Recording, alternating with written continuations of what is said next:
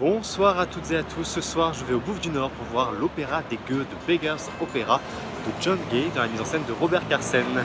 On en parle tout de suite.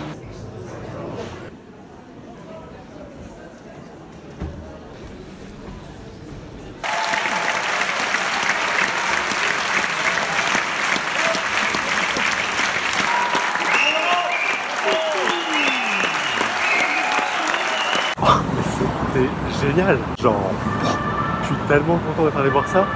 Déjà j'ai eu l'impression d'être à Broadway là pendant 2 heures. Robert Carsen, on sent qu'il a une connaissance de la comédie musicale. Il sait comment mettre ça en scène le mec quoi. La scéno elle est juste dingue. Alors déjà c'est une des premières fois où je vais au Bouffe du Nord et où je ne vois pas le mur du fond. Parce qu'il est quand même mythique ce mur et généralement il est utilisé dans les mises en scène. Donc là j'ai eu un peu peur au début, je me suis dit putain ce grand mur tout en carton. Et en fait je vais rien dévoiler mais ce mur en carton est un révèle plein de secrets pendant le spectacle. C'est hyper astucieux et en même temps c'est hyper minimaliste comme mise en scène. Et puis ça chante et ça danse quoi. Et genre vraiment.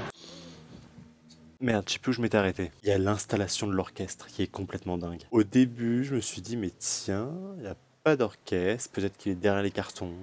Ce serait bizarre. Et j'ai jamais vu un orchestre s'installer avec autant d'énergie. Et en même temps, faut pas trop que j'en dise parce qu'après ça spoil pas mal le truc quand même, je trouve. Il y a des moments, j'ai regardé le public, les gens jubilaient. C'était jubilatoire, c'était hyper plaisant de voir ça. Toutes les petites trouvailles de mise en scène, ça m'exaltait. Grosse réussite niveau musical aussi. William Christie a fait un travail dingue. Sérieusement, j'avais l'impression d'être à Broadway. Je pense que ça tient aussi au fait que c'est des chants populaires. Et du coup, on a un peu ce parler chanté qui est assez proche de ce qu'on peut avoir par exemple dans Les Misérables. Dans le casting, Benjamin Purkiss.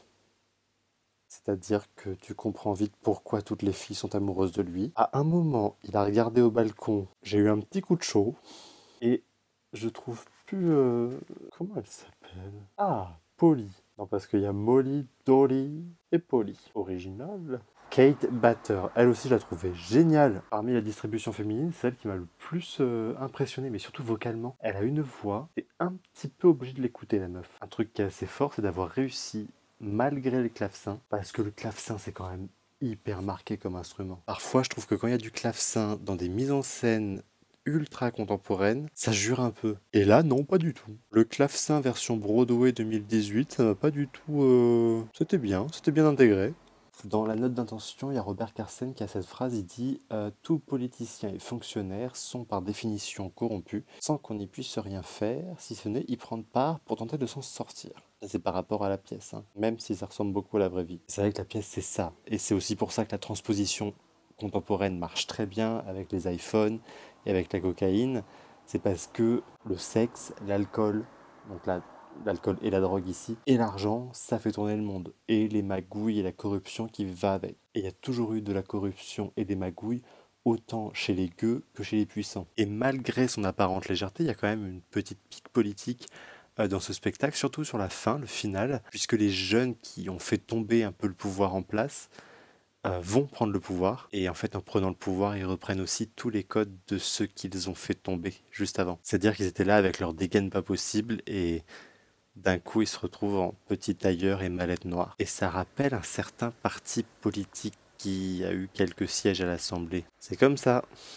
Souvent, ça me gêne les transpositions comme ça, genre en mode on met des iPhones parce que on est au 21e siècle. Mais là, c'est pas que ça. Non seulement c'est bien fait, c'est cohérent, mais en plus, ça raconte quelque chose. Il y a un vrai propos derrière cette transposition. Enfin, en tout cas, moi j'ai trouvé ça formidable. Je vous conseille vraiment d'aller voir The Beggars Opera. The Beggars. De